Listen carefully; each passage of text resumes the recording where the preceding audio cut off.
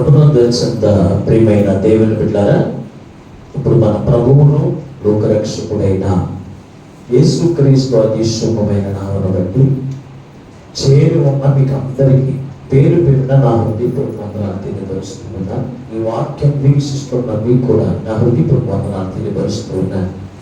దేవుని మహాకృపను మరొకసారి దేవునికి సన్నిధిలోకి నడిపించబడి దేవుని స్తుతించే గొప్ప వాక్యమును, దేవునితో సహవాసము చేసే కృపను, ఆయన మాటను వినితుడి కృపను ఆ పరిశుద్ధాత్మ దేవుడు మరొకసారి మనందరికి ఇచ్చినందుకు మనం ఎంతగానో ప్రభువుని బట్టి స్తుతించవలసిన వారమే ఉన్నాం, అలాగే ఘనపరచవలసిన వారమే ఉన్నాం. ఏది ఏమైనప్పటికీ ఈనాటి దేవుని యొక్క వాక్యముగా ఒక మాట మీకు జ్ఞాపకం చేయాలని నేను ఇష్టపడుతున్నానండి. అపోస్తలుడైన పౌలు గలతీయులకు రాసిన పత్రిక 6వ అధ్యాయము 14వ వచనాన్ని ఈనాటి దేవుని వాక్యంగా నేర్చుకుందాం. అయితే మన ప్రభు అయిన యేసుక్రీస్తు సిలువయందు తప్ప మరి దేని యందు అతిశయించుట నాకు దూరమవును గాక. దాని వలన నాకు లోకమునకు నేను సిలువ వేయబడి ఉన్నాము. చిన్న ప్రార్థన చేసుకుందాం. మహోన్నతుడా, మహాకరుడా, సర్వశక్తిమంతుడైన తండ్రి, మీకు వందనాలు, స్తోత్రాలు. ఎంతవరకు పాటల ద్వారా నీ నామమునకు మహిమ తెలుసుకున్నాను. కొద్ది సమయం నీ విలువైన వాక్యమును ధ్యానం చేస్తూ ఉండగా చేరి ఉన్న ఈ మాటలు వింటున్న ప్రతి వారిని మీరు చూస్తున్నారు తండ్రి. ప్రతి వారికి కావలసిన నీ మాటలు నీవే మాకు ఉడ్డిస్తూ ఉండగా వెనకడుగు చెవి, గ్రహించగల మనసు, లోబడి అనుసరించి నడిచే మనసు మాకు అందరికీ దయచేయమని మా ప్రభువు రక్షకుడైన యేసు మనల్ని ప్రార్థించి వేడుకొనుచున్నాము పరమ తండ్రి, ఆమేన్. దేవునికి స్తోత్రం. ఇక్కడ ఉన్న వాళ్ళందరూ బిగ్గరగా దేవుని స్తుతిద్దాం. దేవునికి స్తోత్రం, హల్లెలూయా. ప్రభునందు అత్యంత ప్రియమైన దేవుని బిడ్డారా, చదవబడిన వాక్య భాగముల నుండి ఈ రోజున ప్రభు మనకు మాట్లాడుతున్నటువంటి వాక్యపు మాట, యేసుక్రీస్తు యొక్క సిలువ యందు తప్ప నువ్వు దేని యందు అతిశయిస్తున్నావా అనే మాట ద్వారా ఈ రోజున ప్రభు మనతో మాట్లాడుతూ ఉన్నారు. యేసుక్రీస్తు యొక్క సిలువ యందే అతిశయించే వారుగా నువ్వు ఉంటున్నావా, లేకపోతే దేని యందు అతిశయించే వారిగా ఉన్నావా అనే మాటతో ఈ రోజున ప్రభు మనతో మాట్లాడుతూ ఉన్నారు. ఈ అపోస్తలుడైన పౌలు తన యొక్క అతిశయాస్పదాన్ని గురించి మాట్లాడుతూ ఉన్నారు. దేని యందు అతిశయిస్తున్నాడు? అతిశయించడం అంటే గర్వించడం. దేని యందు గర్విస్తున్నాడు అపోస్తలుడైన పౌలు అంటే సిలువ యందు, యేసుక్రీస్తు యొక్క సిలువ యందు తప్ప అన్నాడు. సిలువలు చాలా రకాలు ఉన్నాయి. యేసుక్రీస్తు ప్రభువారు సిలువేసినప్పుడు దొంగలు కూడా సిలువేయించుకున్నారు, అవునా లేదా? 2 బందిపోటు దొంగలు కూడా సిలువేశారు. ఆ సిలువ గురించి అక్కడ మాట్లాడలేదు. యేసుక్రీస్తు యొక్క సిలువ యందు తప్ప అన్నాడు. సిలువ యందు అని ఎందుకు మాట్లాడుతున్నాడు? సిలువ అనగానే చాలా మందికి వణుకు వస్తుంది. ఆనాడు రోమీల కాలంలో ఎవరిని సిలువేసేవారంటే బందిపోటు దొంగలని, నేరం చేసిన వారిని ఏం చేసేవారంటే కపాలమరబడిన స్థలంలో ఏం చేసేవారంటే సిలువేసేవారు. సిలువేసినప్పుడు గెత్తలో కాకులు వచ్చి బ్రతుకుండగానే కళ్ళు గంట పీక్కులు తింటూ ఉండేవి. ఆ సిలువ మీద కట్టేసినప్పుడు అలాగా తన యొక్క ప్రాణమును ఏం చేసేవారంటే తీసేసేవారు ఆనాడు రోమ సామ్రాజ్యం. అందుకే సిలువ అంటే చాలా మందికి భయం. సిలువ శ్రమలకు సాదృశ్యంగా ఉంది. సిలువ దేనికి? శ్రమలకు సాదృశ్యంగా ఉంది. ఈ రోజున శ్రమలంటే పారిపోయేవాడు ఉన్నారు తప్ప, శ్రమలంటే నేను శ్రమను బట్టి నేను గర్విస్తున్నానని చెప్పుకునేవాడు ఎవరైనా ఉన్నారా? లేదు. అందుకే ఈ రోజున ప్రభు మనందరితో మాట్లాడుతూ ఉన్నారు. ఈ రోజున దేని యందు గర్విస్తున్నాం? యేసుక్రీస్తు యొక్క నామమును బట్టి శ్రమలు అనుభవించేటువంటి వారు గర్వించే వారుగా ఉన్నారు అంటే ఉన్నట్లేదు. మరి దేని యందు గర్విస్తున్నారు అంటే మనకు ఉన్నటువంటి అందాన్ని బట్టి గర్వించేవారు కొందరైతే, కులాన్ని బట్టి గర్వించేవారు కొందరైతే, జ్ఞానమును బట్టి గర్వించేవారు కొందరైతే తిండిని బట్టి గర్వించేవారు కొందరున్నారు. కానీ యేసుక్రీస్తుకి సిలువ యందు నేను అతిశయిస్తున్నాను, గర్విస్తున్నానని చెప్పుకునేవారు చాలా తక్కువండి. అందుకే ఈ రోజున ప్రభు మనతో మాట్లాడుతూ ఉన్నాడు. అపోస్తలుడైన పౌలు గర్వించడానికి చాలా విషయాలు ఉన్నాయి. అపోస్తలుడైన పౌలు గర్వించడానికి చాలా విషయాలు ఉన్నాయి. కానీ వాటి ఎందుకు గర్వించకుండా సిలువ యందు ఎందుకు గర్విస్తున్నాడు? అపోస్తలుడైన పౌలు గర్వించడానికి ఏమేమి విషయాలు ఉన్నాయో ఒక్కసారి మీరు పరిశోధన గ్రంథంలో ఫిలిప్పీయులకు రాసిన పత్రిక 3వ అధ్యాయం 3వ వచనం నుంచి కొన్ని మాటలు కింద చదువుదాం. ఒకసారి 9 వరకు ఉన్న వాక్య భాగంలో మీరు ఒక అంశాన్ని జ్ఞాపకం చేస్తున్నారు.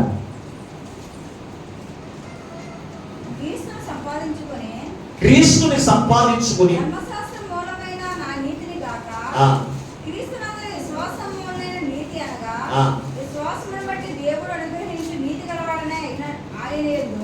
ఆయన యందు అగపడు నిమిత్తము ఏ విధము చేతనైనను ఆ మృతుల్లో నుంచి నాకు పునరుద్ధారము కలగవలెనని. ఏంటంటే ఆయన మరణ విషయంలో సమాన అనుభవం కలిగిన వాడినై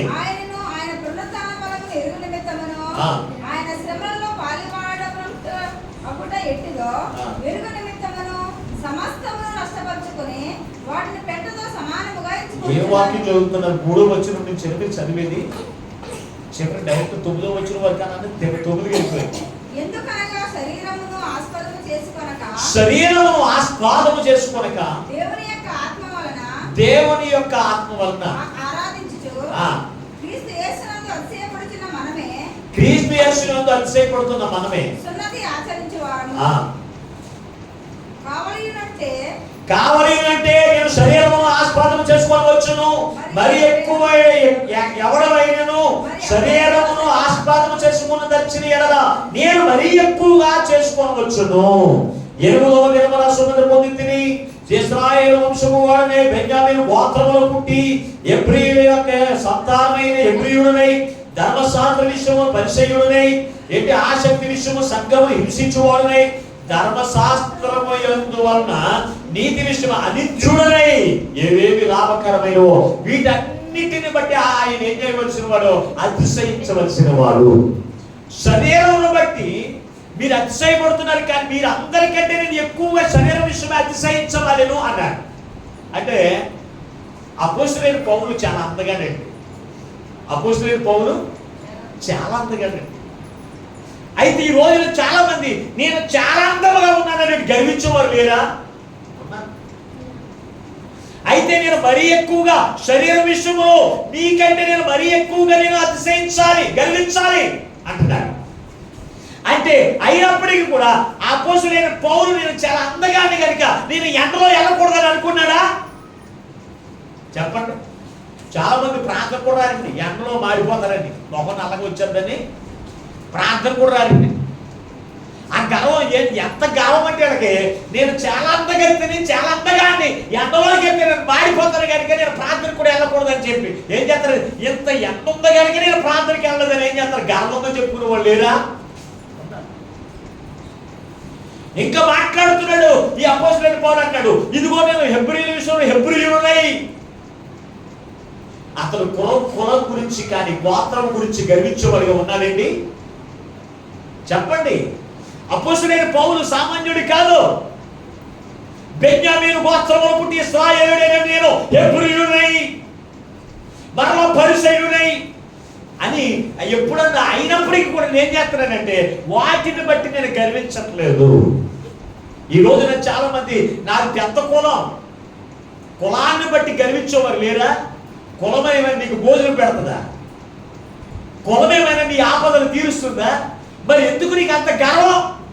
చాలా మందిని నేను కులస్తులను చూస్తూ ఉంటాను, వారికి తినడానికి కూడా ఆహారం ఉండదు, కానీ మాదే పెద్ద కులం. ఎందుకు నాకు గర్వం? ఎందుకు నాకు గర్వం? అపోస్తలుడైన పౌలు అంటున్నాడు, నేను సిలువ యందు తప్ప మరి దేని యందు కూడా నేను అతిశయించుట నాకు దూరమవును గాక అంటున్నాడు.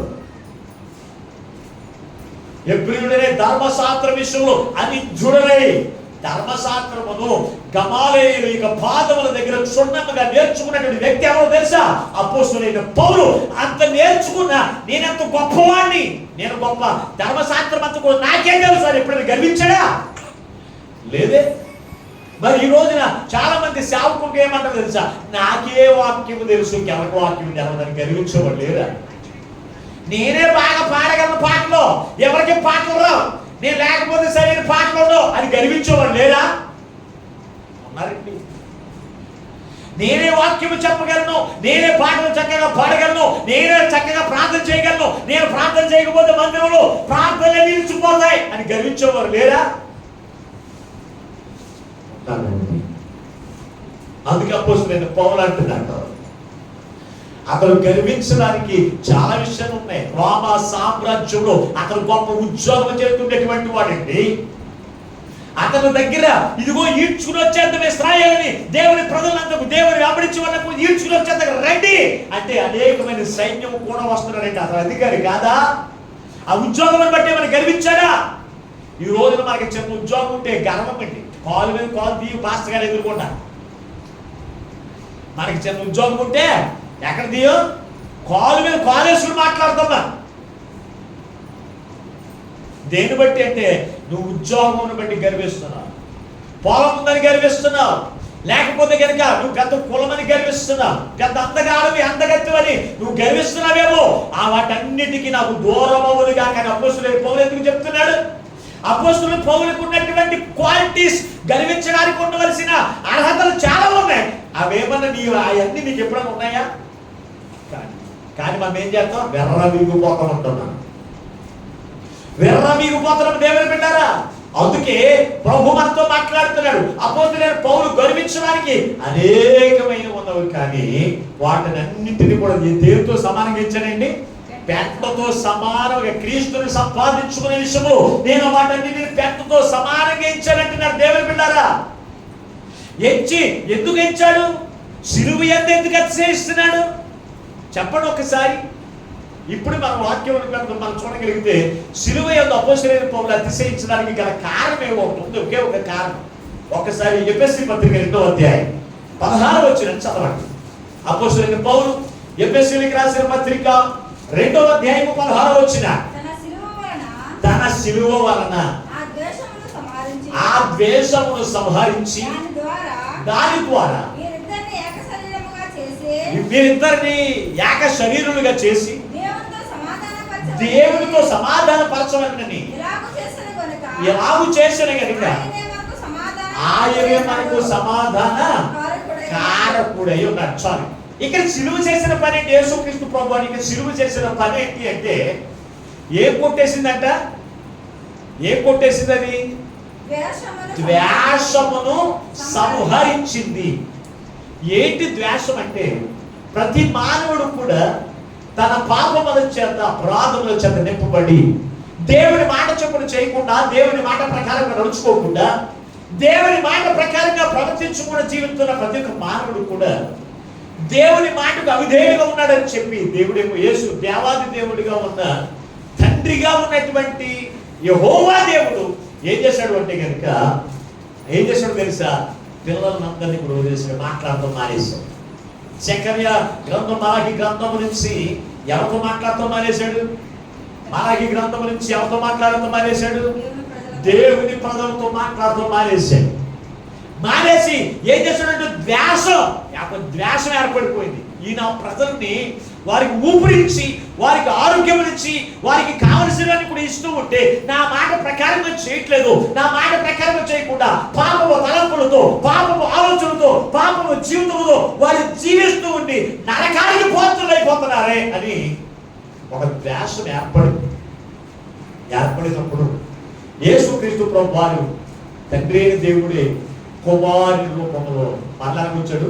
శరీరము దాల్చి భూమి మీదకి వచ్చి ఆయన సర్వలోక మానవ పాప పరిహారార్థం బలిగా వధించబడడానికి ఆయన ఎక్కడికి ఎక్కాడంటే శిలువ మీదకి ఎక్కాడు. ఆ శిలువ ఏం చేసిందంటే కనుక ద్వేషమును కొట్టివేసిందంట, సంహరించింది. ఏ ద్వేషం? పాపమైనటువంటి ద్వేషాన్ని. ఈ పాపమును తొలగించేది కులము, పాపమును తొలగించేదిగా ఉందా? ఇప్పుడు చెప్పండి, నీ ఉద్యోగం పాపము తీసివేయగలదా? నీకున్నటువంటి డబ్బు పాపమును తీసివేయగలదా? నీకున్నటువంటి అందము పాపమును తొలగించే శక్తి దానికి ఉందా? మరి అప్పుడు నువ్వు దేన్ని బట్టి గర్వించాలి? దేన్ని బట్టి గర్వించాలి? దేని యందు అతిశయించాలి అంటే కనుక యేసుక్రీస్తు యొక్క శిలువ యందు తప్ప నువ్వు దేని యందు కూడా అతిశయించడానికి వీలు లేదు. కానీ నీవు దేని యందైతే అతిశయించొద్దన్నాడో దాని యందే అతిశయిస్తావు. దాని యందు అతిశయిస్తున్నావు. ప్రభు చేసిన త్యాగం నీకు గుర్తుకు రావట్లేదా? నువ్వు ఎంతో బలహీనుడుగా పడి ఉన్నప్పుడు ఆ బలహీనత నుంచి విడిపించింది యేసుక్రీస్తు యొక్క శిలువే. నువ్వు ఆపదలో ఉన్నప్పుడు, ఇరుకులో ఉన్నప్పుడు, ఇబ్బందులో ఉన్నప్పుడు నీ వెంట ఉండి నీకు సహాయం చేసింది యేసుక్రీస్తు యొక్క శిలువే. మరి దాని యందు అతిశయించకుండా నువ్వు దేని యందు అతిశయిస్తున్నా? ఇప్పుడు చెప్పండి. అతిశయాలు దేని యందు అతిశయించకుండా ఉండునట్ల దూరమవును కాక. దేని యందు అంటే మనుషులు దేని యందు అతిశయిస్తున్నారో ఈ రోజున కొన్ని విషయాలు ఎదురు పెడతాను. ఈ రోజున కొన్ని విషయాలు పెడితే మీకు బాగా అర్థం అవడానికి కొన్ని విషయాలు ఈ రోజు దేవుని ప్రజలుగా ఉన్న మనము దేని యందు అతిశయిస్తున్నాం ఈ రోజు తీర్మానం చేసుకుని దేని యందు అతిశయించాలో తెలుసుకుని దాని యందు అతిశయించాలన్నమాట. ఖచ్చితంగా ఈ రోజున మనుషులను బట్టి అతిశయించేవారు చాలా మంది ఉన్నారు. మనుషులను బట్టి అతిశయించేవారు చాలా మంది ఉన్నారు. అందుకే మొట్టమొదటిగా మనుషులు యందు అతిశయించకూడదు. కొరింథీయులకు రాసిన మొదటి పత్రిక 3వ అధ్యాయం 21వ వచనం చదవండి. కొరింథీయులకు రాసిన మొదటి పత్రిక 3వ అధ్యాయం 21వ వచనం.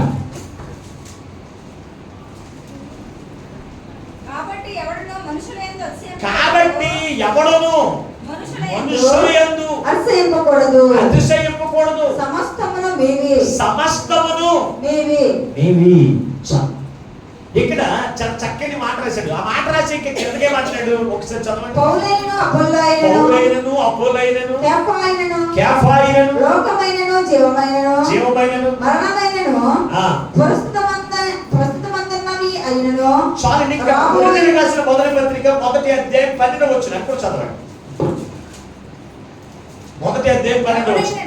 ఎవరైనను ఈ పునాది మీద మీలో ఒకడు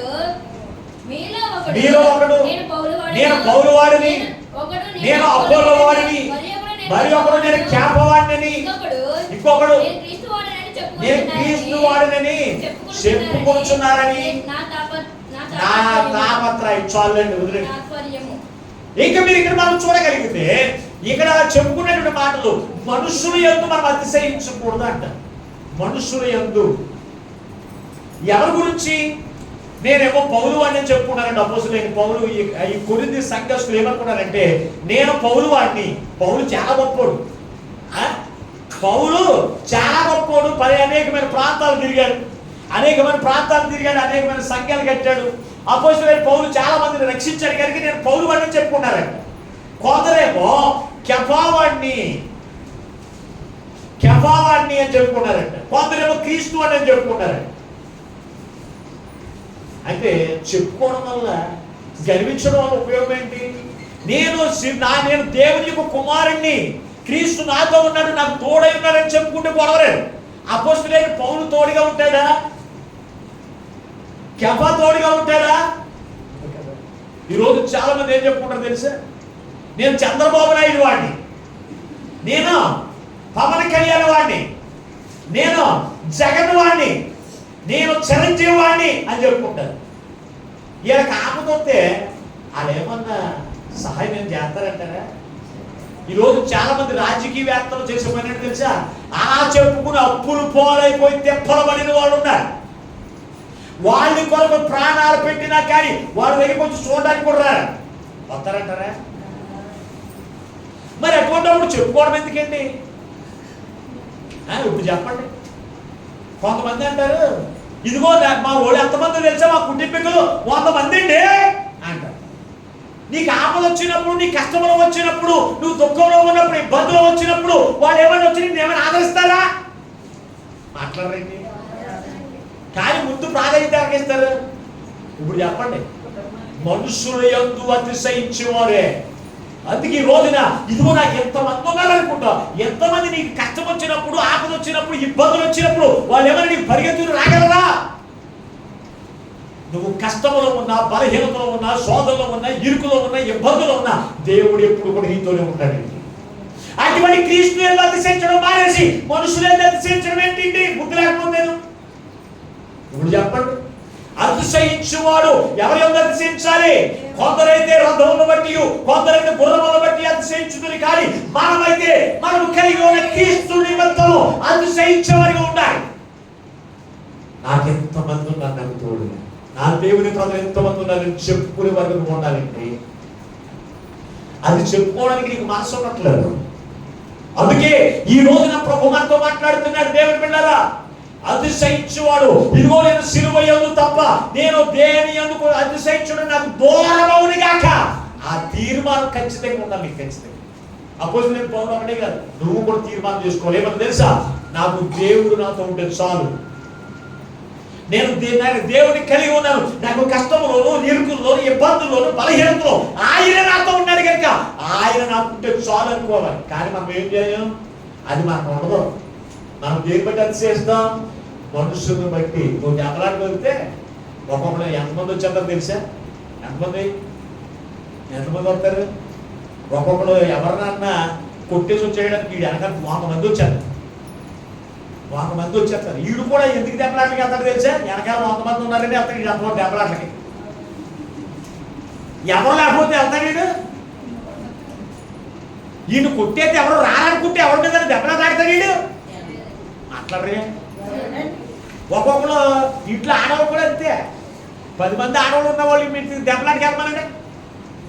వెళ్ళి వాళ్ళని ఎవరన్నా ఏదైనా అన్నావా ఎలా పడతారు తెలిసాడు అందరూ? రేకప్పలు అన్నట్టు వాళ్ళంతా గీరేస్తారు నిన్నట్టు. రేకప్పలు గీరినట్టు గీరేస్తారని భయం. ఆ జోలికేస్తా ఎవరు లేని వాళ్ళు దగ్గరికి ఏ నీకు దిక్కే ఉంటున్నారా, నేను కొడితే ఎవరు వస్తారా?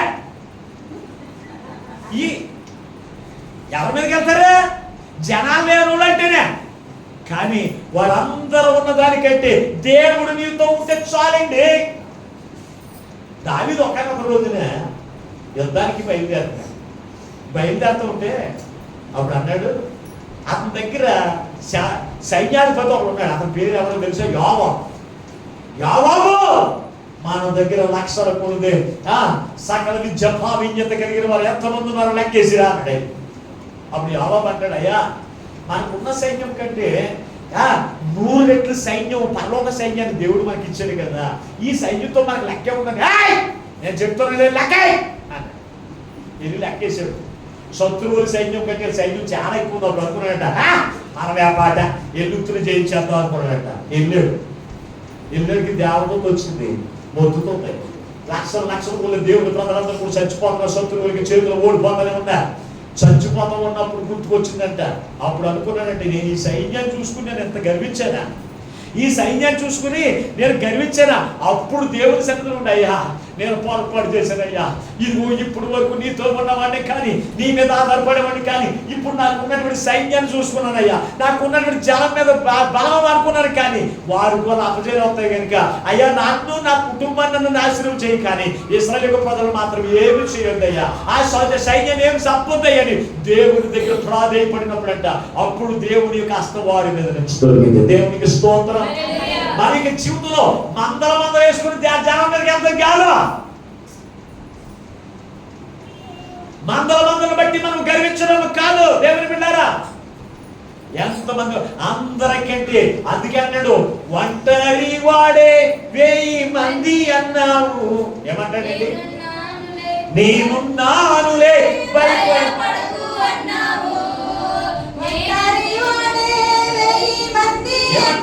చక్కగా పాడతా. ఒంటరి వాడు ఏమనుకుంటా? 1000 మంది. ఎవరా? మనం ఒక్కడం కాదండి, నాకు ఎవరున్నారండి ఏ పని చేయడానికి? ఎప్పుడైనా సంఘటన పిలుస్తారు అందరూ నీ వాళ్ళు కాదా? పైకి ఏమంటారు, అబ్బే మన సంగతులు అసలు రానండి, అసలు పిలిస్తే కదా రాకపోవడానికి. కొంతమంది పిలిచినారా అటువంటి వాళ్ళు వదిలేసేయండి. నిన్న ఒక ప్రాంతానికి వెళ్ళాను, సువార్త ప్రకటించినాను. దేవుడు నాకు చెప్తూ ఉన్నాను, వాళ్ళకి మారు మనసు వచ్చింది. అప్పుడు అన్నాను, మారు మనసు వచ్చింది కదమ్మా, రక్షణ తీసుకోండి మీరు అన్న.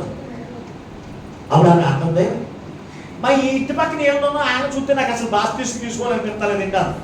ఈ అమ్మ ఆడ చేశారంటే ఆడ మామూలుగా కాదండి, దెబ్బలాటకి కయ్యాలకి ముందుంటారండి, దెబ్బలాట్లు మామూలు కూతురు తింటారండి. ఆడ చేసి మాటలు వాడు ఆడే మా పనికి మన పనులకి నాకు విరక్తిగా వేసింది. నా వాళ్ళని బట్టి నీకెందుకమ్మా, నువ్వు ప్రభు వైపు చూసి తీసుకున్నమాట. ప్రభు వైపు చూసి నువ్వు రక్షణ పొందు. పనికి పనులు ఎంత నువ్వు మాదిరిగా పెట్టుకోకు. యేసు ప్రభువుని మాత్రమే మాదిరిగా పెట్టుకో. భక్తులు కూడా కాదు, విశ్వాసాలు కాదు మాదిరిగా పెట్టుకోవాల్సింది, యేసుక్రీస్తు ప్రభువుని మాదిరిగా పెట్టుకున్నాను. ఎందుకు చెప్తున్నాను తెలుసా దేవుని పెట్టారా? అందరూ క్రీస్తు యొక్క అతిశయించేవాడు కాదు. వెనక మంద ఉన్నారు, దెబ్బలాటకి వెళ్ళిపోవాలి అందరూ మాదిరిగా పెట్టుకుంటే నువ్వు కూడా ఇంకొక మందం తయారు చేసుకోవాలి. ఆ మందను పోషించడానికి ఇంట్లో ఉన్న ఆస్తుపోతులను అమ్మేసుకోవాలి నువ్వు. ఈ రోజున చాలా మంది వెనక పనికి పని వాళ్ళందరూ కూడా పోషించడానికి ఇంట్లో కానీ అప్పులు పోలేకపోలేరా? చెప్పండి చెప్పండి ఒకసారి. దేవుని బిడ్డలారా ఆలోచన చేయండి. మోషేకి ఎంతమంది ఉన్నారు తెలుసా? ఎంతమంది ఉన్నారంటారు? మోషేకు దేవుడు ఎంతమంది అప్పగించాడు? ఇశ్రాయేలు ప్రజలందరినీ కూడా ఐగుప్తు దేశం నుంచి విడిపించిన తర్వాత ఆయనకి అప్పగించింది ఒక 6 లక్షల మంది ఉన్నారు. మొత్తం నడిపింపులో మొత్తం పుట్టిన వారు వీళ్ళందరినీ కూడా లెక్కేసి ఇంచుమించుగా 30 లక్షల మంది అయిపోయారు. ఎప్పుడన్నా నాకు ఎంతమంది ఉన్నారు, వీళ్ళందరూ నాకు ఉన్నారని ఎప్పుడన్నా మోషే గర్వించాడంటారా? ఆ మనుషులు బట్టి ఎప్పుడైనా గర్వించాడా? ఈ రోజున పాస్టర్ కూడా నాకు ఇన్ని సంఘాలు ఉన్నాయని గర్వించడం, ఎంతమంది నాకు విశ్వాసం అని చెప్పుకోవడం, నీకు మా అయితే 10 మంది కూడా ఉండరని ఇంకో పాస్టర్ గారిని యానం చేయడం. దేని బట్టి అండి? మనుషులు బట్టి గర్వించడం ఏంటి? మనుషులు ఎప్పుడైనా నీకు ఆపుతున్నప్పుడు నిన్ను ఆదుకుంటారా? నీ కష్టంలో ఏమైనా పరిగెత్తుకుని వస్తారా? నీ బలహీనత నుంచి ఏమైనా విడిపించగలరా? అన్నిటికంటే ముఖ్యమైనది నీ పాపం నుంచి వారు తీసివేయగలరా? 100 మంది ఉన్నారు, 200 మంది ఉన్నారు అనుకుంటా, వాళ్ళందరూ వచ్చి నీ పాపం నుంచి విడిపించగలరా? నీకు ఉన్నటువంటి వ్యాధి నుంచి నువ్వు బాగు చేయగలరా? లేదండి. ఈ రోజున లోకంలో చూడొచ్చా, మేమంతమంది ఉండి కూడా మేము ఏమి చేయలేకపోయామండి. మా కళ్ళెదురే ఇదిగో ఇతను ప్రాణం పోగలిపోయింది అంటారు. ఆ మాటలు నేను అనేక సార్లు నేను విన్నానండి. దేవుని బిడ్డరా, మందిని బట్టి అతిశయించడం కాదు, మందిని కలగజేసే దేవుని యందు మనం అతిశయించాలి. మందిని కలగజేసే దేవుని యందు మనం అతిశయించాలి. ఈ రోజు నువ్వు ఆలోచన చేయి, దేని బట్టి అతిశయిస్తున్నావు? దేని బట్టి అతిశయిస్తున్నావు? ఆలోచన చేయండి. నీ కులము నీ ఆకలి తీరుస్తుందా? నీ కులము నీ పాపం నుంచి విడిపిస్తుందా? ఆలోచన చేయండి. ప్రభువునందు దేవుని బిడ్డలారా, లేదండి దేవుని బిడ్డలు ఆలోచన చేయండి. మొట్టమొదటి మనం చూస్తే దేని యందు మనం అతిశయించకూడదంటే మనుషులను బట్టి మనము అతిశయించకూడదు. రెండో మాటలోకి వెళ్తే కనుక డబ్బపు మాటలను బట్టి మనం అతిశయించకూడదు. ఒకసారి పరిశుద్ధ గ్రంథంలో మీరు చూడగలిగితే యాకోబు రాసిన పత్రిక 4వ అధ్యాయం 16వ వచనం చదువుతుందా? యాకోబు రాసిన పత్రిక 4వ అధ్యాయం. ఇప్పుడైతే మీరు మీ డంబము మాటలను బట్టి అతిశయపడుతున్నారు. ఇంటి అతిశయము చెడ్డది అన్నాడు. డంబపు మాటలను బట్టి అన్నాడు. డంబపు మాటలు అంటే ఏంటి? మించి మాట్లాడడం. మించి మాట్లాడడం అంటే ఏంటి? నేను పెద్ద కులస్తులని చెప్పుకోవడం డంబపు మాట. నీకు పొలము లేదు, భూమి లేదు, ఇల్లు లేదు, కానీ నాకు ఎకరాల పొలం ఉంది, చక్కని బిల్డింగ్ ఉంది, మంచి ఉద్యోగం ఉందని చెప్పుకుంటాను. అవునా లేదు? ఈరోజు చాలా మంది పిల్లల్ని ఆడపిల్లలు ఇచ్చిన వాళ్ళు మోసపోతున్నారు. ఎందుకు తెలుసా? పెళ్ళిళ్ళ తేడానికి కమిషన్ ఎక్కువ ఇస్తున్నారు. లోపల గారు ఎంత ఇస్తున్నారు? 10,000 వచ్చింది, 50,000 ఇచ్చారనుకో, అది ఏం చెప్తాడు? నీకు వచ్చి ఆడపిల్ల గారు ఇంటికి వచ్చి పలానా కుర్రోడికి ఈ ఊర్లో కాదు పక్క ఊర్లో 50 ఎకరాల పొలం ఉంది, ఆయన మంచి బిల్డింగ్ ఉంది, మంచి బిల్డింగ్ ఉంది, ఆ వెనకాల చాలా డబ్బు ఉంది బ్యాంకులో అంటాడు. తర్వాత ఇది చూసి ఆ మాటలన్నీ విని పెళ్లి చేసేసుకుంటాం. పెళ్లి చేసేసుకున్న తర్వాత పిల్లకి తెలుస్తుంది అన్ని. పొలం ఉందో, బిల్డింగ్ ఉందో, ఆస్తి ఉందో ఎవరు తెలుస్తుంది? ఇంట్లో పిల్లకి తెలుస్తుంది. పిల్ల వచ్చి ఏం చేస్తే తల్లిదండ్రులు చెప్తుంది. తల్లిదండ్రులు చెప్తే అప్పుడు అంటారు, ఇదిగో పలానా నేను మోసపోయాను, ఆ మాటలు బట్టి నేను మోసపోయాను అంటారు. మోసపోయిందని ఏమంటారు? తర్వాత ఏమని చెప్తారు తెలిసి? అల్లుడు ఇంటికి వచ్చిన భోజనం పెడతాం మానేస్తారు. రాబాబా 10 ఎకరాల పొలం కలిగి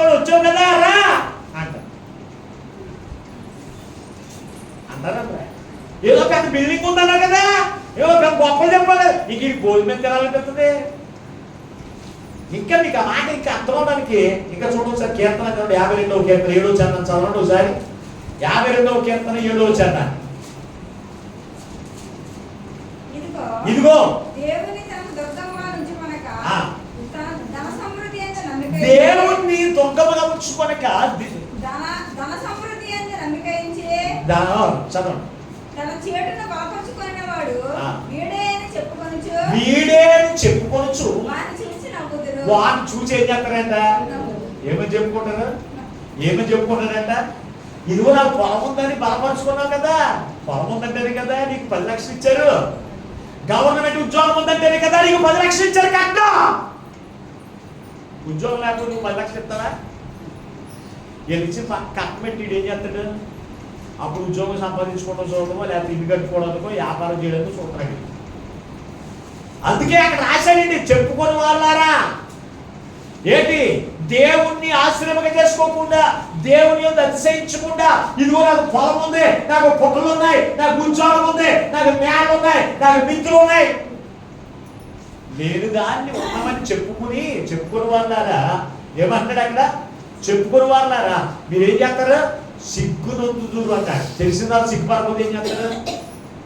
చెప్పండి సార్. తెలిసిన వాళ్ళు ఏం చేస్తారు? సిగ్గుపడతారు. తెలిసిన వాళ్ళు సిగ్గుపడతారు. నాకు తెలిసిన ఒక ఆయన ఉన్నాడు, బాగా తెలిసిన ఆయన ఎక్కడ ఇంకో ఊర్లో ఉండేవాడు. ఆయన ఏం చేశాడంటే ఒక అమ్మాయిని లవ్ చేసి మొత్తం మీద తీసుకొచ్చేసాడు. ఎర్రగా బుర్రగా ఉన్న అమ్మాయిని లవ్ చేసి మా ఊరు తీసుకొచ్చి కుటుంబీకులకి ఏమని పరిచయం చేశాడు తెలుసా? ఈమె గత కమ్మ జాతికి కుటుంబానికి చెందినటువంటి కుమార్తె. ఈ వెనకాల 100 ఎకరాల పొలం ఉంది. ఈమె ఎంతో గారాభంగా పెంచబడిన కుమార్తె నన్ను ప్రేమించి వచ్చేసింది అన్నాడు. అంటే ఈ కుటుంబీకులు అందరూ అనుకున్నారు నిజమే బొమ్మస్ అని. పొద్దున లేచి చక్కని పాలతో కాఫీ, ఆమె లేచేసరికి వేడిని కాసి బాత్రూంలో పెట్టడం, తర్వాత శ్రేష్టమైన టిఫిను, బూర్లు గారెలు. ఎప్పుడు కూడా కుటుంబంలో బూర్లు అంటారు, గారెలు అంటారు టిఫిన్కి. ఆమె ఉన్నతమైన స్థానంలో నుంచి వచ్చింది. ఈ వెనకాల ఎకరాల పొలం ఉందని చెప్పాడు కదా, పెట్టడం. మధ్యాహ్నం భోజనం రోజు ఎంపీఏ చేపల మాంసం ఎప్పుడు పప్పుసారిగా సులువలు. ఆ కుమార్తె గురించి ఏం చేస్తున్నారు? చేపల మాంసం పెడతారు. కొన్ని రోజులు పెట్టిన తర్వాత ఆమె ఎవరో ఇలా తెలిసింది. మాకు ఆమె వెనకాల ఏ పొలము లేదు, ఇల్లు లేదు, తక్కువ కులానికి చెందిందని తెలిసింది. అప్పుడు మొదలెట్టానండి, ఏమని, యాండి టీ కాఫీ తేలేదండి అంటే, నీ కాఫీ తేవాలా నీకు? నీ మొఖానికే, నీకు అసలు ఇల్లు ఉందా? మరి అప్పుడు వరకు ఏం చేసావు? అంటే దేని బట్టి గర్విస్తున్నారు? డబ్బపు మాటలను బట్టి గర్వించరు. తర్వాత ఇవి టీ తేమంటే, కాఫీ తేమంటే, నీ కాఫీ ఇవ్వాలి, నీ మొహానికి ప్యాండీలు కొట్టేస్తారు అంటారు. అప్పుడు సిగ్గుపడుతుంది. ఆ డబ్బపు మాటలు చెప్పుకున్న వారు బడాయంతా కూడా ఏదో రోజు తెలకుండా ఉంటుందా? తెలిసిపోతండి. అలాగే ఈమె డబ్బపు మాటలు చెప్పుకుంటున్నారు దేవుని బిడ్డలు. డబ్బపు మాటలు చెప్పుకుంటా నీకు మంచిదనడా చెడ్డదన్నాడు? అక్కడ చెడ్డదన్నాడా లేదా? అవునా లేదా? కొంతమంది ఈ రోజున పెళ్ళై పిల్లలు ఉంటున్నా కానీ ఏం చెప్తున్నారు తెలుసా? అసలు నాకు పెళ్ళి అవ్వలేదని చెప్పుకుంటారు. బాబోయ్యా, నూదియాం గారికి ఏం తెలుస్తలేదు ఇక. నాకు పెళ్ళి అవ్వలేదని చెప్పి ఏం చెప్తున్నారు? 40 సంవత్సరాలైనా 50 సంవత్సరాలైనా నాకు 16 సంవత్సరాలని చెప్పుకుంటున్నాను. ఇదే డబ్బు మాట్లాడి మించి చెప్పుకోవడం. నేను ఇప్పటికీ చెప్పాను, నా వయసు ఎవరంటే పాస్టర్ మరి ఎందుకు అలా చెప్తారంటారు. నేను ఎవరికైనా ఓ సంవత్సరం ముందే చెప్తాను. ఎవరికైనా తర్వాత డేట్ ఆఫ్ బర్త్ చూసుకుంటూ ఓ సంవత్సరం ఆల్రెడీ పెంచో చెప్తాను. ఈరోజు ఫేస్బుక్లో మీరు చూడండి, ఆ వయసుకి పిల్లల వయసుకి తేడా చూడండి ఒకసారి. తండ్రి వయసు ఏమో 30 సంవత్సరాలు అయితే, కొడుకు వయసు ఏమో 25 సంవత్సరాలు ఉంటుంది. మీరు ఎప్పుడైనా గమనించారా? నేను ఖచ్చితంగా చూస్తానండి. కింద ఇలా చూసి ఆ డేట్ ఆఫ్ బర్త్ చూస్తాను. అక్కడ ఆ పుట్టినరోజు అనేది చూపిస్తుంది కదా, డేట్ ఆఫ్ బర్త్ చూస్తాను. వాళ్ళ కొడుకేమో 25 సంవత్సరాలు ఉంటాయి, వీడికేమో 30 సంవత్సరాలు ఉంటాయి. 5 సంవత్సరాలు పిల్లలు ఉంటే సార్ వీడికి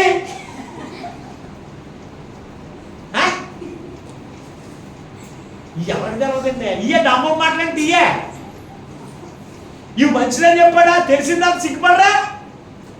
సిగ్గుపడతారండి. జ్ఞానం ఉందండి ఈ రోజున. జ్ఞానం ఉంటే ఎందుకు చెప్పుకుంటారు అలాగే? చెప్పండి ఒకసారి. డంబపు మాటలను బట్టి అతిశయించుట నీకు మంచిది కాదు అన్నాడు. ఎందుకు మంచిది కాదన్నాడు? అవమానాలు పాలవుతూ తెలిసిన తర్వాత. తెలకుండా ఉంటుందా? నిజమనేది ఇయ్యా కాకపోతే ఏం తెలకుండా ఉంటుందా? ఖచ్చితంగా తెలుస్తుంది. తెలిసిన తర్వాత నువ్వు అవమానాలు పాలనుకుని ఉండాలి అంటే నువ్వేం చేయాలి? ఆ యొక్క డంపపు మాటలు బట్టి నువ్వేం చేయకూడదంట? అతిశయించకూడదు. అతిశయించకూడదు. ఇది రెండో మాట. మొదటి మాట ఏం చెప్పాను? మొదటి మాట, నాకు మనుషులు ఉన్నారు, లేకపోతే నాకు ఎమ్మెల్యే ఉన్నాడు, నాకు ఇన్స్పెక్టర్ ఉన్నాడు, నాకు గొప్ప గొప్ప ధనవంతులు ఉన్నారు అని మనం అతిశయించకూడదు. వాళ్ళు ఎవరు వస్తారా? నీ ఆపదలు తీరుతారా? ఇంకా నేను కష్టాలు బాగు చేస్తారా? రెండో మాట డంపపు మాటలు బట్టి అతిశయించకూడదు. మూడో మాటలకు వెళ్దాం. మూడో మాట ఏంటంటే కీడు చేసి అతిశయించకూడదు. కీడు చేసి. కీర్తనకారుడు 52వ కీర్తన మొదటి చరణం చదవండి. 52వ కీర్తన. శూరుడా, చేసిన కీడును బట్టి నువ్వు ఎందుకు అతిశయపడుతున్నావు? దాని ముందు మాట చదవండి ఒకసారి. దాని ముందు మాట అదేనా? నేనే చదువు. 52వ కీర్తన ప్రధాన గాయకునికి రాసినటువంటి ఎదోమీయుడైన దేయోబు సౌలు వద్దకు వచ్చి, దావీదు అహిమెలకు ఇంటకు వచ్చి ఉన్నాడని అతనితో చెప్పినప్పుడు, దావీదు రచించిన దైవ ధ్యానము. ఈ మాట మీకు చాలా జాగ్రత్త. ముందు మాట అంటే అదే. ఇక్కడ సూర్య చేసిన కీడును బట్టి నువ్వు అతిశయించుందన్నాడు. ఇక్కడ కీడు చేసింది ఎవరు అంటే కనుక సౌలు దగ్గర గొర్రెల కాపలందరి మీద ఒక అధికారి ఉన్నాడు. అతని పేరు ఎవరు అంటే కనుక ఇక్కడ రాశాడు. అతని పేరు ఎవరు అంటే కనుక దోయేగు అనేటువంటి వాడు ఎవరు తెలుసా? సౌలు దగ్గర గొర్రెల కాపలందరికీ ఇతని అధికారి. అయితే దావీదుని అనేక సార్లు చంపడానికి చూసినప్పుడు దావీదు ఏం చేశాడంటే పారిపోయి అహిమెలకు ఇంట్లో వెళ్ళాడు. అహిమెలకు ఇంట్లో దాక్కున్న తర్వాత అహిమెలకు ఇంట్లో ఎవరో అహిమెలకు అతనికి భోజనం పెడతాడు. భోజనం పెడతా ఉంటే ఈ విషయం ఎవరికి తెలిసింది? దోయేగుకు తెలిసింది. దోయేగు తెలిసే గబగబా పరిగెత్తుకుని వచ్చి ఎక్కడికొచ్చేసాడు? సౌలు దగ్గర వచ్చేది. ఓ సౌలా రాజా, ఈ విషయం తెలిసిందా? నువ్వు దావీదుని వెతుకుతున్నావు కదా, దొరకట్లేదు, ఎక్కడున్నాడు తెలుసా? అహిమెలకు ఇంట్లో దాచేశాడు. అతని దగ్గరికి వెళ్ళి, ఇదిగో అతను నువ్వు చంపేయచ్చు గారు అన్నాడు. ఇతను వెళ్ళాడు, దొరకలేదు. ఈ దోయాబు అనేటువంటి వాడు కొందరు తీసుకుని వెళ్ళిపోయి మొత్తం మీద అహిమెలకు ఇంట్లో దావీదు దొరకకపోతే అహిమెల కుటుంబాన్ని అంతా కూడా చంపేసిన వాడు ఎవరు తెలుసా? దోయాబు అనేటువంటి వ్యక్తి. ఇతను అనుకుంటున్నాడు, ఇదిగో నేను గనక, ఇదిగో నేను ఎవరిని? దావీదును సౌలుకి అప్ప చెప్పేశాను రహస్యాన్ని. నేను గనక ఇదిగో దావీదు యొక్క అహిమెలకు కుటుంబాన్ని, ఇదిగో సహాయం చేసిన కుటుంబాన్ని నాశనం చేసేసాను అని చెప్పుకునేటువంటి వాడిగా ఉన్నాడు. ఈ రోజున అలా కీడు చేసేవాడు లేదా? ఏమని? భర్త భార్యను కొట్టేశాడు, చంపేద్దామని చూస్తున్నాడు. ఈ భార్య తన తల్లింటికి వెళ్ళడానికి దూరం కనుక ఆ ఊర్లోనే ఎవరొకరి ఇంట్లో బాగా తెలుసున్న ఇంట్లో తల దాచుకుంటే అప్పుడు వాళ్ళు ఏం చేస్తారు? భోజనం పెట్టుకుంటుంటారా? భోజనం పెడతారు. ఈ భర్త ఊరంతా ఎదుగుతున్నాడు, కనపడకుండా దాచింది, దొరకలేదు. ఈ రోజు పరిమాణంలో ఎవరో చూస్తారు, చూసి ఏం చేస్తారా? ఈ దగ్గరికి వచ్చేస్తారు గబగబా పప్పు కొరిగించుకుంటారు. నీకు తెలిసిందా? మీ ఆవిడ ఎక్కడుందో తెలుసా? పలానా ఆవిడ ఇంటికి దాచేసింది, నీకు తెలిసిందా? వీడు గబగబా వెళ్ళిపోతాడు. అక్కడి నుంచి ఒక ఏడావిడ అక్కడి నుంచి పారిపోద్ది ఇంకొక ఇంటికి. ఆ ఇంట్లో వాళ్ళు పట్టుకుని ఆగనిస్తారా? మామూలుగా తిట్టిన అవసరం దెబ్బలాంటికి వెళ్ళిపోతారు. ఎవరో దేశంలో దోయాబు వంటి వారు కీడు చేసి అతిశయించేవారు. అయితే ఒకవేళ దొరికేసింది భార్య, ఆమెను కొట్టేస్తున్నాడు అనుకో భర్త, చెప్పు వేసినాడు అనుకుంటుంది. నేను కనుక చెప్పబోదు నీకు తెలిసిన మీ ఆవిడ అక్కడి నుంచి పారిపోను, మళ్ళీ ఎక్కేస్తారు దీనికి, భర్తకి ఎక్కేస్తారు వచ్చి. ఏమని? నేను చెప్పకపోతే మీ ఆవిడ ఏం చేస్తుందో ఎక్కడ దొక్కుందో చెప్పకపోతే నీకు తెలిసినా అని మర్ర ఎక్కేస్తాను. ఎక్కేసి సంక కొట్టేసుకుంటారు. నేను కనుక చెప్పానని. ఇదే అతిశయం. చాలా మంది మందిరానికి వెళ్తారు, కానీ వీళ్ళు ఏం చేస్తారు? ఇతరులకి కీడు తలపెడతానే ఉంటారు, కుటుంబానికి కీడు తలపెడతానే ఉంటారు. దేవుని బిడ్డలారా, కీడు తలపెట్టడం వలన నీకు మంచిది కాదు, నీకు మంచిది కాదు. కీడు పెట్టి చూడండి, ఓ సూర్యుడా, సూర్యుడు ఎవరనుకుంటారు? ఎవరిని? కుటుంబాలు తగలెట్టేసినోడి, ఏమంటున్నాడు? సూర్యుడా, కీడు చేయుట యందు నువ్వు అతిశయపడకుము అన్నాడు. అక్కడ అతిశయించవద్దన్నాడు. దోయాగు కీడు చేశాడు, కీడు చేసి ఏం చేస్తాడు? సంఖ్యలు కొట్టుకుంటున్నాడు. అది అతనికి మంచిదైందంటే దేవుని బిడ్డలారా, ఈ రోజున దేవునికి సన్నిధికి వస్తున్నా, యేసుక్రీస్తు యొక్క సిలువ యందు తప్ప దేని యందు కూడా అతిశయించొద్దంటే ఇంకా నువ్వు కీడు చేసే వారికి ఉంటున్నావేమో, ఇతరులైన వారికి కీడు తల పెడుతున్నావేమో. కీడు తల పెట్టి వారు నాశనం అయిపోతూ ఉంటే, వారు దెబ్బలు తింటూ ఉంటే, వారు నష్టపోతూ ఉంటే నువ్వు సంఖ్యలు కొట్టుకుని గర్విస్తున్నావేమో. ఈ రోజున ప్రభు నీతో మాట్లాడుతున్నాడు. అటువంటి కీడు చేసే మనసు ఉంటే కనుక ఈ రోజునే విడిచిపెట్టేయండి. లేకపోతే నీకు మంచిది కాదు. ఎవరికి మంచిది కాదు? నీకు మంచిది కాదు. నీకు వీలైతే శ్రమ వస్తున్నటువంటి వారిని, ఆపదొస్తున్న వారిని, కష్టమొస్తున్న వారికి మాట ద్వారా సాయం చేయాలి. అంతేకాని కీడులు కలిగించే వారికి ఉండదు. నీ వల్ల ఒక కుటుంబం నాశనం అయిపోవడానికి వీల్లేదు, నీ వల్ల ఒక కుటుంబం విడిపోవడానికి వీల్లేదు, నీ వల్ల ఒక కుటుంబం ఇబ్బందులు పడడానికి వీల్లేదు. ఇబ్బందులు పడుతున్నారా, ఇదిగో శ్రమలు పడుతున్నారా, అది నీ వల్ల అయితే మాత్రం ఆ కీడు నీ మీదకి వస్తుంది, కలిసి నీ కుటుంబానికి వస్తుంది. అది తెప్పించుకోవడానికి ముందు అందుకంటాడు, ఇదిగో యేసుక్రీస్తు సిలువ యందు తప్ప మరి దేని యందు ఏంటి తెలుసా? కీడు చేసి గర్వించేవారు. అపోస్తలులైన పౌలు గర్వించేవాడు తెలుసా? దేవుని మందిరంలో ఉన్న వారందరూ ఈడ్చుకుని పోయి మోసపోత చిన్న పిల్లలని చూడకుండా మంచిగా కోసేసేటువంటి వాడు ఎవరు తెలుసా? అపోస్తలులైన పౌలు అనుకునేవాడు, నేను కనుక దేవుని ప్రజలు బాధిస్తున్నా అని గర్వించేవాడు. ఇప్పుడు దేని ఎందుకు గర్విస్తున్నాడు? దేని ఎందుకు గర్విస్తున్నాడు? యేసుక్రీస్తు యొక్క సిలువ యందు తప్ప దేని యందు కూడా గర్వించుట, నా అతిశయించుట నాకు దూరమవును గాక అని ప్రార్థన చేస్తున్నాడు. ఆ ప్రార్థన నువ్వు చేయగలుగుతున్నావా? ఇంకా కీడు చేసే మనసు నీకు ఉంటుందా? ఆలోచన కలిగి ఉండడు దేవుడు ఉంటారా? ఈ రోజు నా ప్రభు మనతో మాట్లాడుతున్నాడు. శుభా, ఇంకా దేని యందు అతిశయిస్తున్నారు తెలుసా? ఇంకే దేని యందు అతిశయిస్తారో తెలుసా? నేను కనుక మాంసం కోరుకుంటున్నా, నువ్వు సారేసుకుంటే నీ బతుకులు ఎప్పుడు కూడా గర్వించేవాళ్ళు లేరా? శరీర సంబంధమైన వాటి యందు అతిశయించేవారు ఉన్నారు. ఒక్కసారి పరిశుద్ధ గ్రంథంలో మీరు చూడగలిగితే చక్కని మాట రాసిన చూడండి ఒకసారి. ఫిలిప్పీయులకు రాసిన పత్రిక 3వ అధ్యాయం 18-19 వచ్చిన. ఫిలిప్పీయులకు రాసిన పత్రిక 3వ అధ్యాయము. అనేకులు క్రీస్తు సిలువకు శత్రువులుగా నడుచుకుంటున్నారంట. దీని గురించి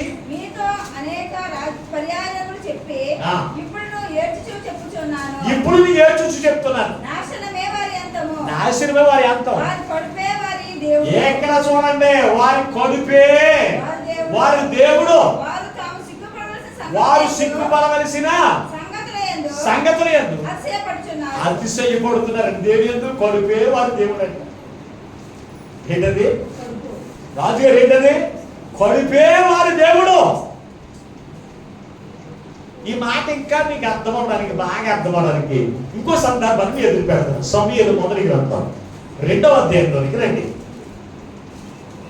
సమూయేలు మొదటి గ్రంథం 2వ అధ్యాయం 12వ వచనం. సమూయేలు మొదటి గ్రంథం 2వ అధ్యాయం 12వ వచనం.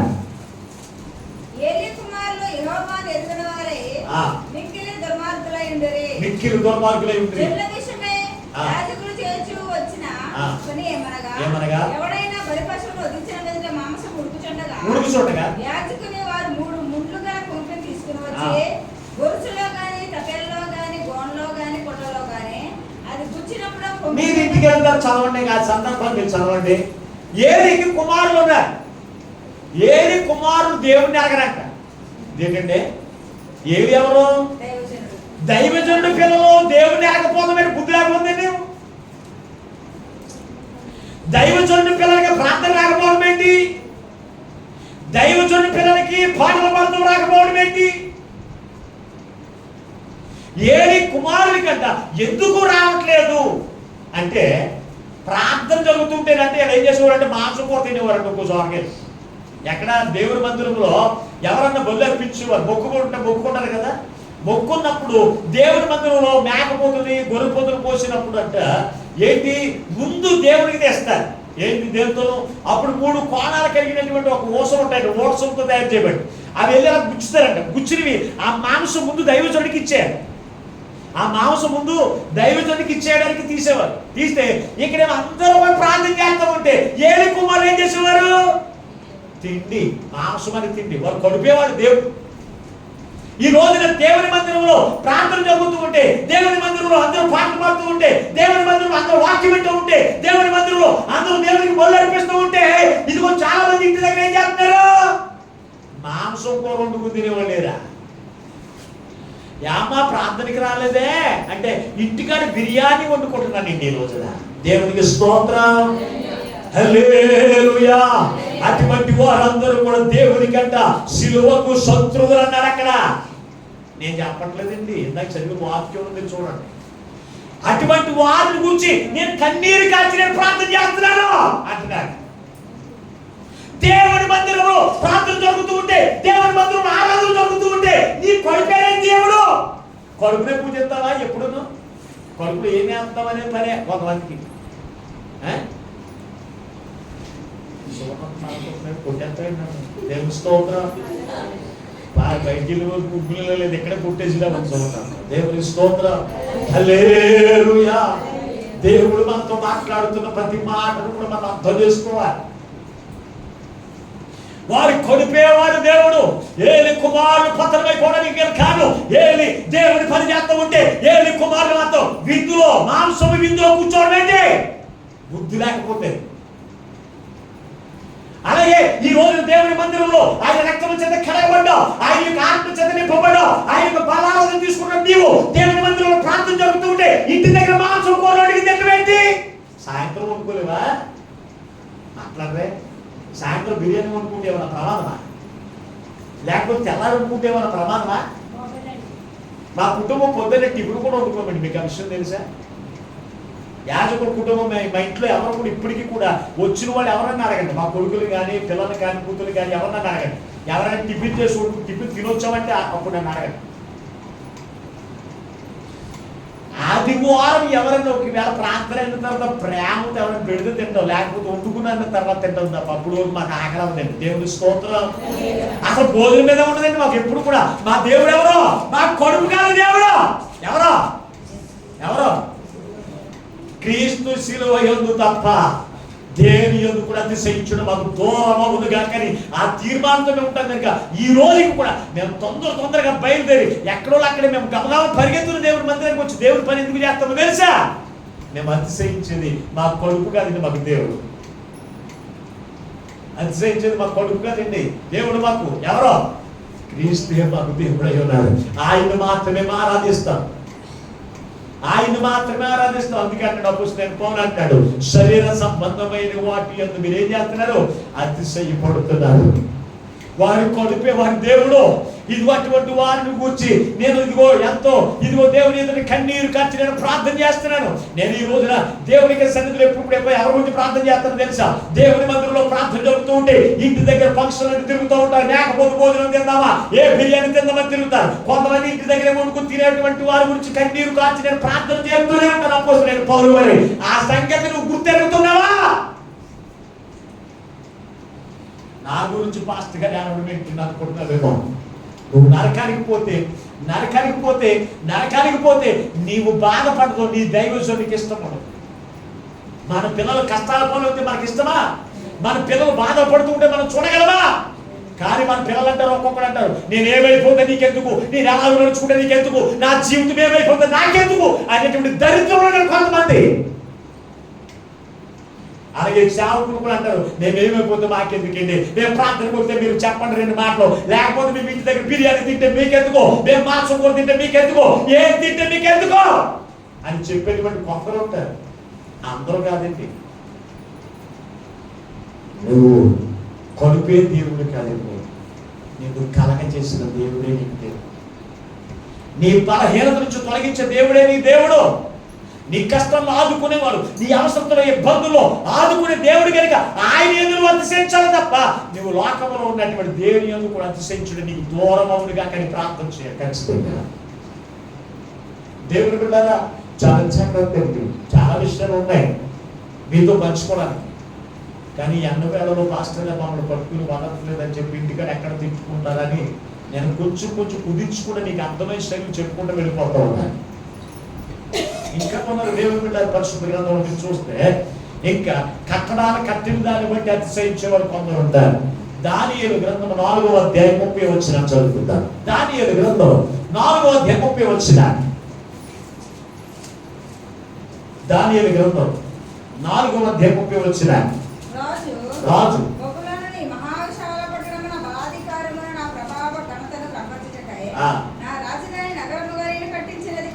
నేను కట్టించింది కాదా అని తనలో తాను అనుకునేను. చాలండి. ఎవరి గురించి మాట్లాడుతున్నాడు అంటే కనుక బబులోను యొక్క రాజు అయినటువంటి నెబుకద్నెజరు రాజు గురించి మాట్లాడుతున్నాడు. ఈ రాజు ఏం చేశాడు అంటే బబులోనిక సామ్రాజ్యం కట్టడాలన్నీ కూడా అందంగా కట్టిన వాడు ఎవరో తెలుసా? నెబుకద్నెజరు రాజు. ఈ రాజు అనుకున్నాడంట ఇవన్నీ నేను కదా అందంగా కట్టినవాడిని.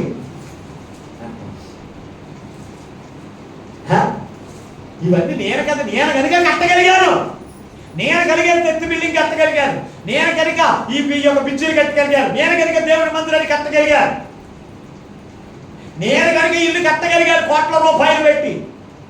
కట్టింది ఎవరు? ప్రతి ఇల్లు ఎవరి చేత అయినా కట్టబడును కానీ సమస్తమును కట్టువాడు. మరి కట్టిన దేవుని యందు అతిశయించాలా? కట్టిన వాడు దేవుని యందు అతిశయించాలా?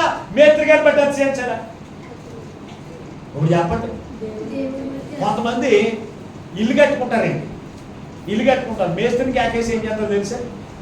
ఆయన 10,000 20,000 చేతిలో పెడతారు. పాస్టర్ గారు వస్తే ఒక 500 లేకపోతే 200 300 400 దేవుని స్తోత్రం.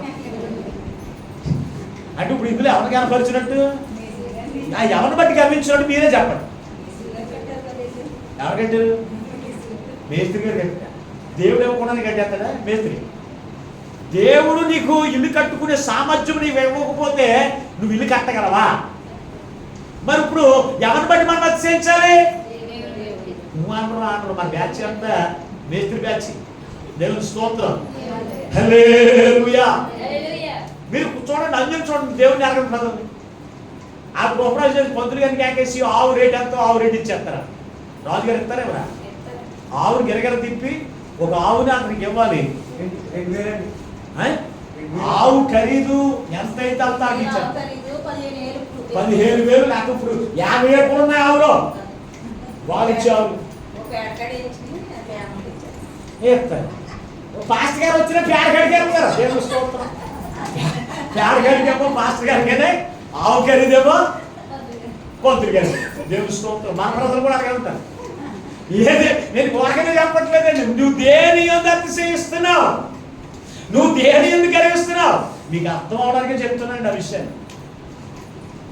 ఈ రాజు అనుకుంటున్నాడు నేను కదా, ఎలా చూశాడంటే ఎంతో చక్కగా కనపడతాను బొమ్మలోని సామ్రాజ్యం అనుకున్నాడు. నేను కనుక ఎంత బిల్డింగ్, ఎంత రామచంద్ర ఎంత బాగా కట్టగలిగాను అనుకున్నాడంట. దేవుడికి అన్నది తెలుసుకోడు. అవును అన్నాడు, ఓ నెబుకద్నెజరు రాజు నిన్ను పశువులు తినే గడ్డితో మేపించాను తెలుసా నేను అని వెంటనే గడ్డి తినేటట్టు చేసేసి. దేవుడు హెచ్చించాలన్నా తగ్గించాలన్నా ఆయన వశంలో ఉంటుంది, మనుషుల వశంలో లేదు. అందుకే ప్రభువుని బట్టి మనం అతిశయించువాడు క్రీస్తు యొక్క శిలువ యందు తప్ప దేని యందు అతిశయించకూడదని ఎందుకు చెప్పాడు? క్రీస్తు యొక్క శిలువ నీ పాపం నుంచి విమోచించింది. క్రీస్తు యొక్క శిలువ నీకున్నటువంటి రోగం నుంచి విడిపించింది. క్రీస్తు యొక్క శిలువ నీకున్నటువంటి శ్రమల నుంచి, నీకున్నటువంటి బాధ నుంచి ఆయన విడిపిస్తే ఆయన కొరకు నువ్వు బ్రతకాలి కదా, ఆయన యందు నువ్వు అతిశయించాలి కదా, ఆయన యందు నువ్వు గర్వించాలి కదా. గర్విస్తున్నావా? ఇంకా ఉందని బ్యాచ్ టైం అయిపోయింది కానీ ఇంకొక మాట చెప్పి నేను వాక్యాన్ని ముగించేస్తాను. కొందరు బంగారం బట్టి అతిశయిస్తారంట. యోబు గ్రంథం 31వ అధ్యాయము 24వ వచనం. యోబు గ్రంథం 31వ అధ్యాయం. సువర్ణము నాకు నా ఆశ్రయము నీవే అని ఆ.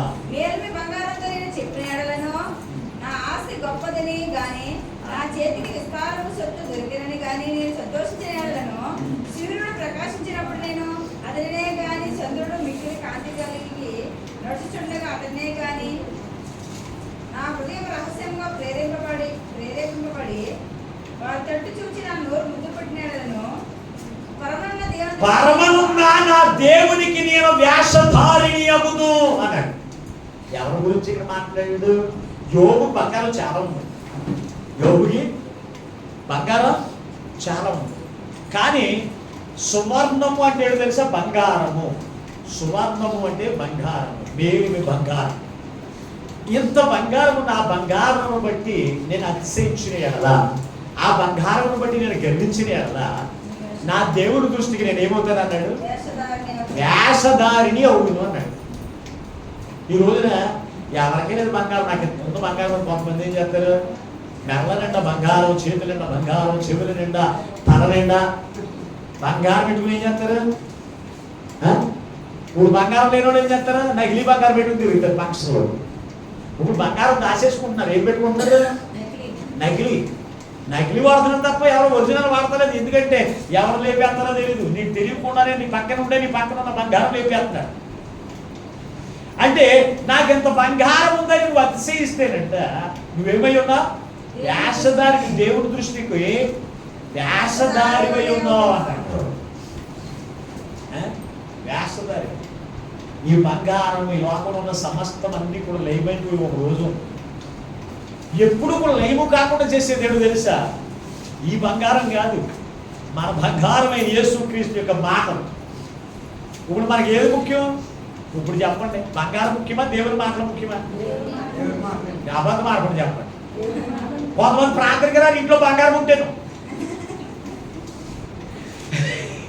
ఇంట్లో బంగారం ఉంటేను అయ్యారు ఇంట్లో బంగారం ఉందండి, దొంగలు తిరుగుతున్నారు కదా, అందుకే ఎవరైనా ఎత్తుకుపోతారని రావట్లేదు. అంటే ఇందులో బంగారం మాటలు, బంగారాన్ని బంగారం ఉంచుకుంటున్నారు, కానీ దేవుని మాట బంగారం ఎవరు ఉంచుకుంటున్నారు?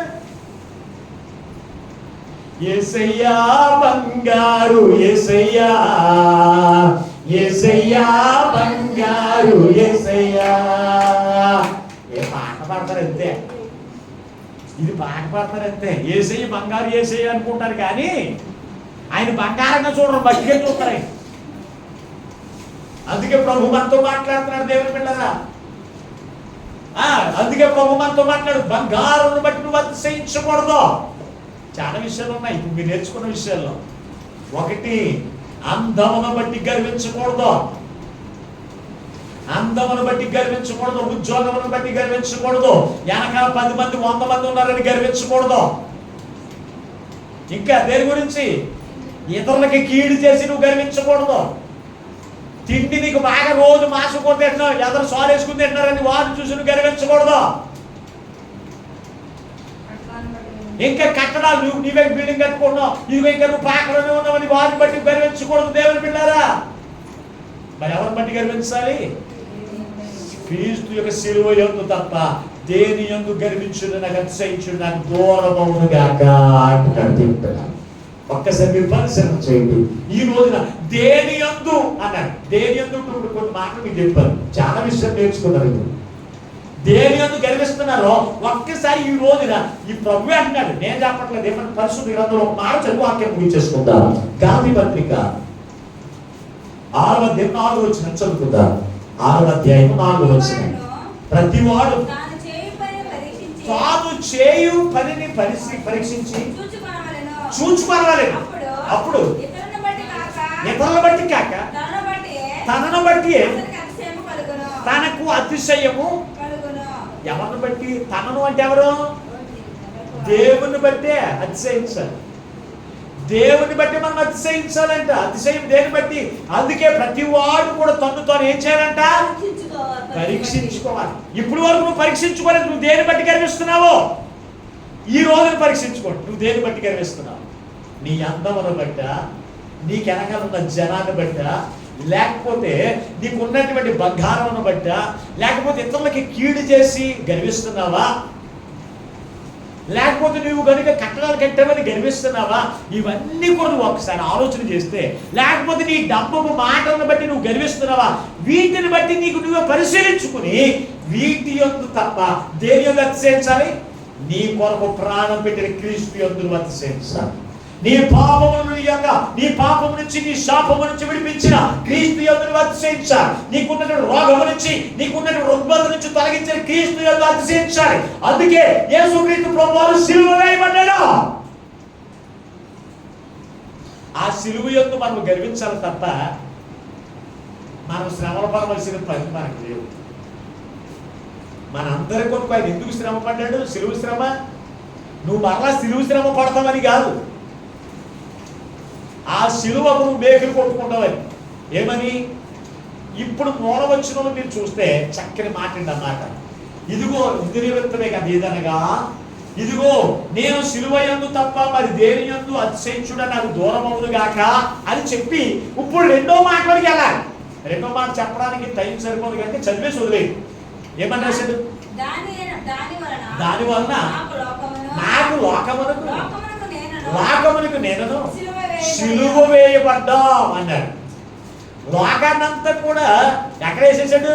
ఈ మేకు కొట్టేశాడు. లోకమునకు ఆయన లోకమునకు సిలువ వేయబడ్డాడంటే ఈ మేకి కొట్టేస్తే లోకము, ఈ మేకేమో దేవుడు అయితే ఈ మేకేమో దేవుడు కొట్టుకుంటే ఈ మేకు లోకాన్ని కొట్టేసుకుంటే ఈ రెండు కలుతాయి అసలా? ఇప్పుడు చెప్పండి, కలుతాయా? ఇప్పుడు నువ్వేం చేయాలి? లోకానికి ఒక మేకు కొట్టే, లోకానికి ఒక మేకు కొట్టే, దేవునికి నువ్వు కొట్టు. అప్పుడు ఖచ్చితంగా నువ్వు లోకంలో కలవు, లోకస్తులతో కలవు. లోకస్తులు చేసిన పనులు నువ్వు చెయ్యి. లోకస్తులు నాకు ఉన్నారనుకు నీకే మనసు రాదేగా. నేను కలితే అవకాశం వేగు కొడితే కలితే అసలు తీసేది కొట్టేది. అందుకే అపోస్తలుడైన పౌలు అన్నాడు, ఇదిగో నేను లోకానికి నేను సిలువ వేయబడ్డాను అంటున్నాడు. ఈ రోజున నువ్వు దేని యందు అతిశయిస్తున్నా? నీ కొరకు ప్రాణం పెట్టి నీ కొరకు రక్తం చిందించిన క్రీస్తు యందు అతిశయిస్తున్నావా? లేకపోతే నీ పాపం నుంచి, నీకున్నటువంటి తెగుళ్ళ నుంచి, నీకున్నటువంటి వ్యాధుల నుంచి, నీకున్నటువంటి కష్టాల నుంచి తొలగించి నీకున్న ప్రతి కవసంలో తోడుగా ఉన్న దేవునికి నువ్వు తోడుగా దేవునికి యందు అతిశయిస్తున్నావా? లేకపోతే లోకం యందు అతిశయిస్తున్నా? నీకు పరిశీలన చేసుకుని ఈ రోజున సిలువ యేసుక్రీస్తు సిలువ యందు అతిశయించే వాళ్ళు ఉండండి. ఆయన ఇచ్చిన దేవునికే కాదు, ఆయన ఇచ్చిన పరలోక రాజ్యానికి కూడా వాసులుగా ఉండగలుగుతారు. అట్టి గొప్ప వాక్యం ఉన్న పరిశుద్ధాత్మ దేవుడు ఈ మాటలు ఉంటుంది బిడ్డలందరికీ అనుగ్రహించును గాక. ఆమేన్. ప్రార్థన చేసుకుందాం. తరలో వంచండి. ప్రభు మనతో మాట్లాడిన ప్రతి మాటను బట్టి ఎవరికి వారిని ప్రార్థన చేయండి. అవునయ్యా, ఈ రోజున మాతో మాట్లాడేవారు అప్పుడు పోవాలంటున్నాడయ్యా, నేను అతిశయించుడుగా అనేకమైన ఉండబోతాను. నేను దేని యందు అతిశయించుడు నాకు దూరం అవును గాక. యేసుక్రీస్తు సిలువ యందు తప్ప నేను దేని యందు అతిశయించుడు నాకు దూరం అవును గాక అన్నాడు ఆయన. అపోస్తలుడైన పౌలుకి తీర్మానం నాకు దయచేయను ఆయన అని ఎవరికి వారి ప్రార్థన చేయండి. మహోన్నతుడా, మహాగరుడా, మీకు వందనాలు.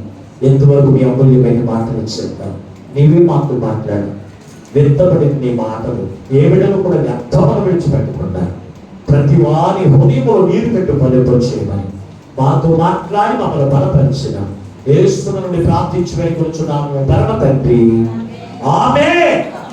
దేవునికి స్తోత్రం. దేవుడు మిమ్మల్ని అందరిని దీవించును గాక. మీకు అందరికీ మరొకసారి హృదయపూర్వక